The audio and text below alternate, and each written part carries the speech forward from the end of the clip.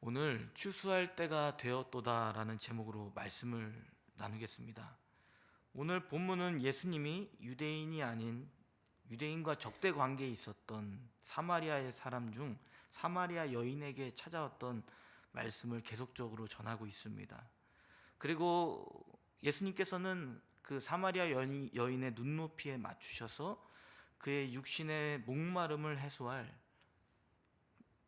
참된 예배자로 부르시는 것을 보게 되죠. 이 예배는 하나님과의 관계가 회복되어 하나님으로부터 얻게 되는 참된 예배를 이야기합니다.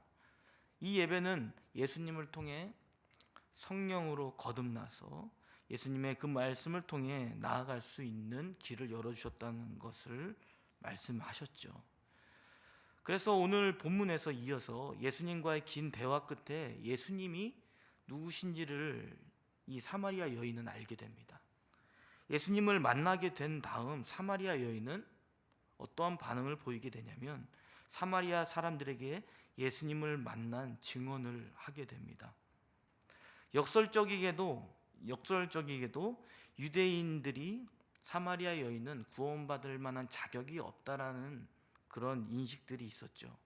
그러나 유대인의 그 인식과는 다르게 구원받을 만한 자격이 없을 것 같은 사마리아 여인의 입에서 복음을 전하는 역사들을 보게 됩니다.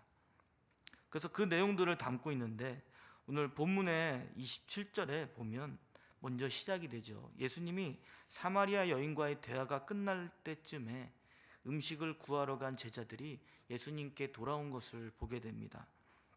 제자들은 예수님이 사마리아 여자와 대화한 것에 대해서 굉장히 당황스러워했다고 증언하고 있죠. 왜 그렇습니까? 유대인들은 상종 못할 존재로 취급되는 대상이었기 때문이죠.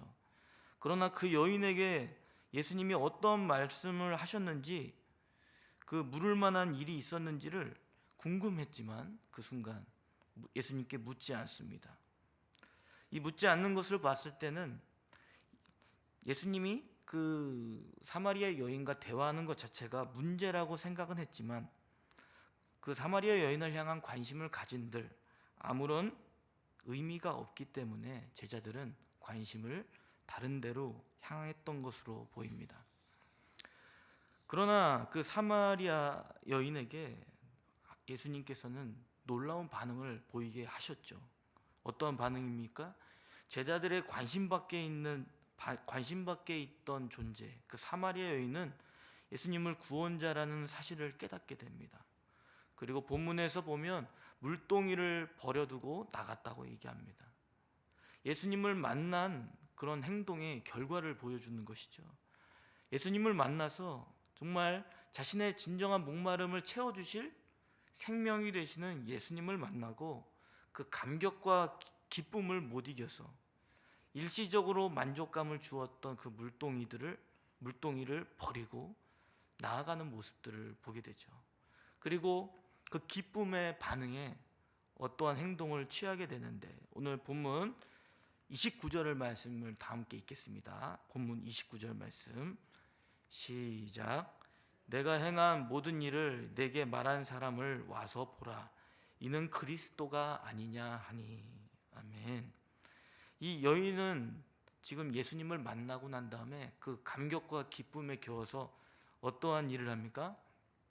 예수님을 전하죠. 만나죠. 그리고 우리가 앞선 그 요한복음 본문에서 와서 보라라고 고백했던 인물들을 기억할 것입니다. 누가 기억이 나십니까? 예. 성경에 이제 예수님이 처음 부르셨을 때 안드레와 베드로를 부르시고 또 빌립을 또 부르셨죠. 그리고 빌립이 나다나엘에게 와서 보라라고 고백을 하지 않았습니까? 유대인들을 중심으로 했던 그 복음의 사역, 베드로와 빌립보, 나다나엘들이 있었죠. 그리고 이제는 사마리아 여인을 통해서 예수님을 증언하는 사역들이 시작된 것을 보여줍니다. 예수님이 그리고 여인은 자신의 과거와 현재 모두를 깨뜨려 보시는 주님이셨음을 고백합니다. 그리고 자신의 진정한 영혼의 그 목마름을 해결해 주실 분이 바로 예수님이시라는 것을 고백했던 것이죠. 그래서 이 이야기를 듣던 많은 사람들이 어떻게 됩니까? 그 영혼의 그 목마름들이 모두가 각자 있었겠죠. 그 목마름을 가지고 예수님께 관심을 갖게 되는 일들이 벌어집니다. 다시 본문으로 돌아가서 이러한 복음의 역사들이 나타나는 가운데 본문 31절부터 38절에서는 여인이 마을에 들어가 증언하는 상황 속에서 사람들이 반응하는 시간에 예수님은 제자들과 이제 대화를 나누는 것을 보게 되죠. 서로 다른 시각의 차원에서 먹을 양식에 대해서 이야기하고 있습니다. 처음에는 제자들이 예수님께 이야기합니다. 구해온 음식을 예수님께 건네면서 이것을 잡수시라고 말씀하죠. 그런데 여기서 예수님은 제자들이 말하는 육의 양식이 아닌 다른 성질의 그 양식을 이야기하는 것을 보게 되죠. 예수님은 제자들에게 말씀하십니다. 너희들이 알지 못하는 먹을 양식이 이미 내게 있다. 제가 제자들이라고 한다면 예수님의 이 말씀을 잘 이해하기는 어려웠을 것 같습니다. 그러나 예수님께서 보시는 그 양식이 무엇인지를 우리가 관심을 가져야겠죠. 예수님이 말씀하시는 이 양식은 무엇입니까? 오늘 성경에서 분명하게 말씀해 주고 있는데 우리 다 함께 본문 34절 말씀을 읽겠습니다. 34절 말씀 시작. 예수께서 이르시되 나의 양식은 나를 보내신 이의 뜻을 행하며 그의 일을 온전히 이루는 이것이니라. 아멘. 오늘 예수님께서는 결론적으로 말씀드리자면 하나님의 뜻을 온전히 이루는 것이 자신의 양식이라고 말씀합니다. 여러분은 이 말씀을 보면서 이해를 잘 하셨나요? 저는 말씀에 제 삶 속에서 말씀에 순종하는 것, 하나님의 뜻을 이루기 위해 순종하는 것이 제 양식이라고 생각해 본 적이 별로 없었던 것 같아요. 그런데 우리의 시각을 넘어서서 지금 말씀해 주시고 계시죠. 하나님의 나의 양식, 나를 보내신 이의 뜻, 주님의 생각들, 그것을 행하면서 그 뜻을 통해서 행하는 가운데 하나님이 이루실 일들을 기대하며 나아간다는 것입니다. 예수님께서 그 뜻을 행하며 온전히 이루신 일이 무엇이었습니까? 구원받을 영혼들에게 관심을 가졌던 것입니다. 그리고 그들에게 어떻게든 생명을 주기 위해서 유대인들이 상종하지 않는 사마리아인들에게까지 찾아가서 그들에게 영생의 말씀을 전하는 것이었죠. 그리고 그 온전히 이루는 것은 궁극적으로 그 영생을 주시기 위해서 예수님이 몸소 십자가에 못 박혀 죽으시는 그 일들을 말씀하고 있는 것입니다. 예수님께서는 이것이 나에게 참된 양식이라고 합니다. 그래서 더 풀어서 이야기하면 예수님을 통해서 자신을 통해서 영생을 얻는 자들이 복음을 전함으로 또 열매를 맺는 것을 보면서 예수님께서는 기쁨을 누리시는 겁니다. 배부르다. 너무나도 배부르다. 하나님의 뜻이 이 세상 가운데 이루어지고 있다는 것을 보며 기뻐하고 있었던 것입니다. 오늘 제자들과 예수님이 이 양식에 대한 이야기를 하고 있을 때 예수님은 배부르셨을 겁니다. 왜 그렇습니까? 유대인들이 보기에 상종 못할 사마리아인들이 예수님을 믿게 됐기 때문이죠. 그래서 하나님의 뜻이 이루어지는 것들을 보면서 너무나도 기뻐했을 것입니다. 예수님은 배고프지 않게 양식을 먹어야 하는데 그 양식을 먹을 수 있도록 우리에게 또한 일을 맡기셨다라고 말씀하고 있죠.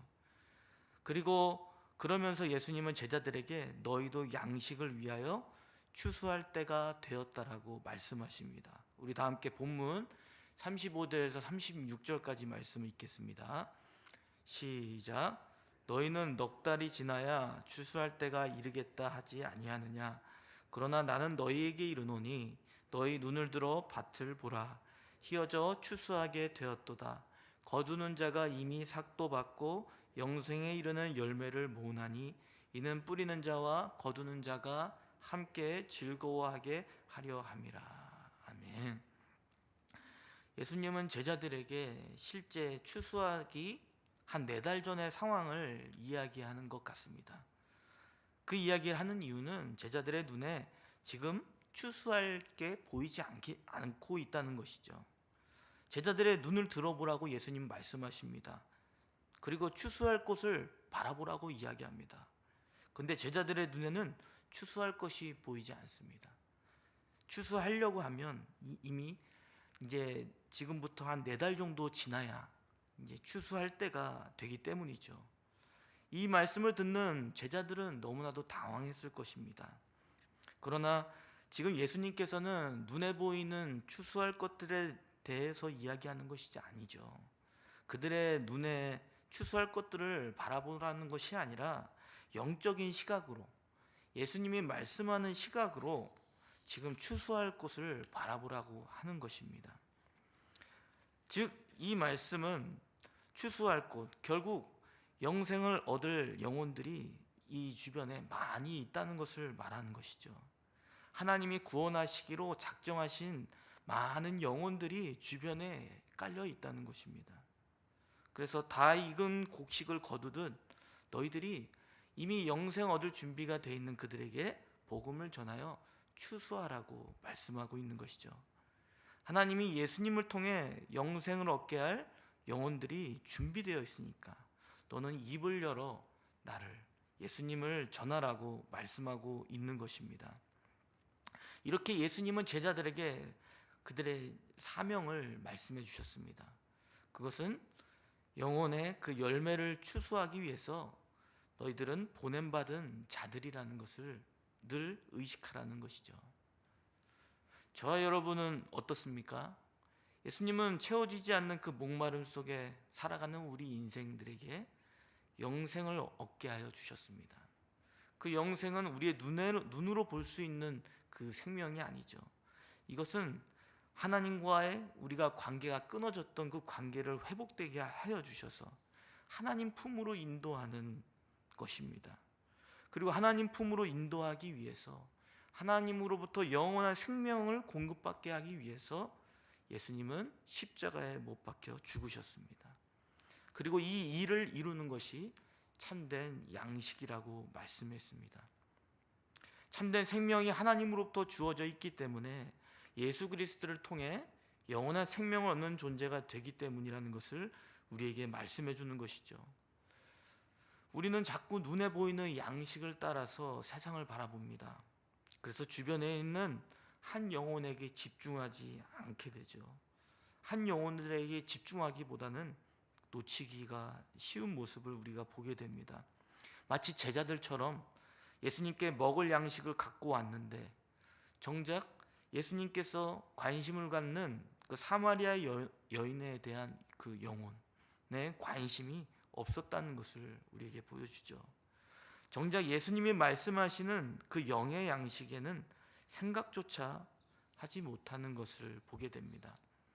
그러나 우리의 시각을 다시 한번 하나님의 시각으로 바라봐야 될 줄 믿습니다. 예수님은 우리의 영생을 얻게 해주시는 분이십니다.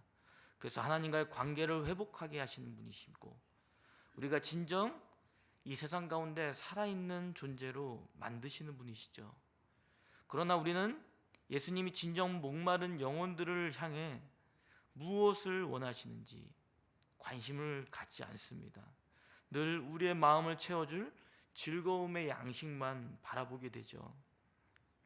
여러분이 주변에 있는 모든 사람에게 집중할 수 있기를 바랍니다. 그 한 영혼에게 집중할 수 있기를 바랍니다. 예수님은 말씀하십니다. 예수님은 영생을 주기 위한 씨를 뿌려 놓았으니까 주변에 있는 목마른 영혼들에게 영생의 말씀을 전하라고 이야기합니다. 그리고 하나님이 작정해 두신 그 영생을 얻을 영혼들, 그 주변에 깔려 있는 그 영혼들을 향해서 마치 복음을 전하며 추수하는 추수꾼처럼 그 일들을 감당하라고 말씀하십니다. 저와 여러분이 이 추수하는 그 사역에 동참할 수 있기를 바랍니다. 주변에 있는 사람들과 좋은 관계를 맺으시기 바랍니다. 착한 행실을 나타내시기를 바랍니다. 그러나 늘 마음에 예수님을 전하여 영생 얻을 그 준비된 영혼들이 있다는 생각을 잊지 마시기 바랍니다. 우리가 지식적으로 뭔가 예수님을 완벽하게 전한다고 해서 그 사람이 구원받는 것이 아닙니다. 내가 아는 예수님을 전하면 하나님이 예비해 두신, 작정해 두신 그 영혼들을 구원 얻게 하실 것입니다. 주변의 영혼들이 영생을 얻고 열매 맺는 일을 감당하시며 한 영혼 한 영혼에게 복음을 전하시는 저와 여러분이 되시기를 바랍니다. 우리 다시 이어서 본문 39절에서 42절 말씀을 보면 예수님의 제자가 아닌 예수님을 구원자로 믿고 있는 그 사마리아 여인을 통해서 예수님이 제자들에게 맡기신 그 사역의 열매가 나타나는 것을 보게 되죠. 이것은 하나님이 유대 민족으로부터 언약을 통해 구원자 예수님이 나오실 것이라는 약속 가운데 이루어진 것입니다. 그리고 유대인을 중심으로 한 예수님의 구원 사역이 유대인의 특정 민족에만 국한된 것이 아니라 유대에서 시작하여 모든 민족에게 구원이 열려 있다는 증거를 보여주는 사건입니다. 사마리아 여인이 예수님을 와서 보라는 증언을 하였습니다. 그리고 그 증언만 듣고 사마리아 동네 사람들이 예수님을 믿었다고 이야기합니다. 거기서 끝나지 않죠. 그 믿게 된 많은 사마리아 사람들이 예수님을 믿고 예수님께 나와 예수님이 누구신지를 고백하죠. 세상의 구주이십니다 라고 고백합니다. 이것을 통해 예수님은 추수할 사명이 우리에게 주어져 있고 지금 이 영혼을 추수할 시기라는 것을 이 사마리아 여인을 통해 보여주고 있는 것입니다. 사마리아 여인이 예수님을 만나는 다른 사람에게 담대히 증언할 수 있었던 것은 예수님이 그 여인의 마음을 변화시켰기 때문입니다. 그에게 참된 생명을 주셨기 때문이죠. 이 여인이 예수님을 증언한 것으로 많은 사람들이 믿게 된 것은 하나님의 일하심이었습니다. 결코 사마리아 여인의 탁월한 신분 때문도 아니었고 그가 갖고 있는 어떤 예수님을 향한 지식의 양이 아닙니다. 또한 설득력 있는 언변에 있었던 것이 아닙니다. 예수님을 믿고 내가 만난 예수님이 말씀하신 대로 하나님이 작정하신 영생 얻을 영혼들을 향하여 복음을 전한 것밖에 없습니다. 오늘 제자들에게 사마리아 여인이 복음을 전함으로 구원의 역사가 나타나는 것을 통해 우리도 함께 추수할 사역을 동참하라고 말씀하며 오늘 본문은 마무리되고 있습니다. 말씀을 맺겠습니다. 하나님은 유대 민족을 선택하셔서 그들과 언약을 맺고 약속하신 메시아 예수님을 보내셨습니다. 누구보다 예수님을 잘 받아들여야 될 민족은 누구였습니까? 유대 민족들이었습니다. 그러나 그 가운데 예수님이 누구신지를 믿지 못하는 영혼들도 있었습니다. 그러나 반대편에 있었던 그 사마리아 여인들에게 예수님은 찾아오셔서 그 예수님을 믿게 되었죠. 이처럼 사마리아 여인은 구원받은 하나님의 자녀인 것을 우리에게 보여주시며 예수님의 그 구원의 역사가 온 세상에 퍼지게 되는 것을 보여주셨습니다. 그리고 정말 구원받을 자격이 없을 것 같은 이 사마리아인의 입을 통해서 많은 사람들이 구원을 얻게 되는 역사들을 보여주었습니다. 이처럼 우리도 하나님께서 우리에게 맡기신 사명들이 있습니다. 그것은 하나님이 준비해 놓은 영생 얻을 자들을 위해서 복음을 전하는 것입니다. 우리의 마음 가운데 아직도 예수님을 전하지 못하는 그런 두려움들이 있다면, 우리의 시각으로 예수님을 전하지 못하고 있다면 오늘 다시 한번 예수님이 제자들에게 주셨던 사명과 또 그 사명을 실현했던 사마리아 여인의 모습을 기억하며 사마리아 여인처럼 자신의 신분에 너무 의존하지 마시고 또 자신이 갖고 있는 지식의 양이 부족하여 두려워 예수님을 전하지 못하는 일이 없도록 하시면서 우리가 담대하게 하나님의 작정하신 그 영혼들이 있음을 믿고 복음을 담대하게 전하실 수 있는 저와 여러분이 되시기를 바랍니다.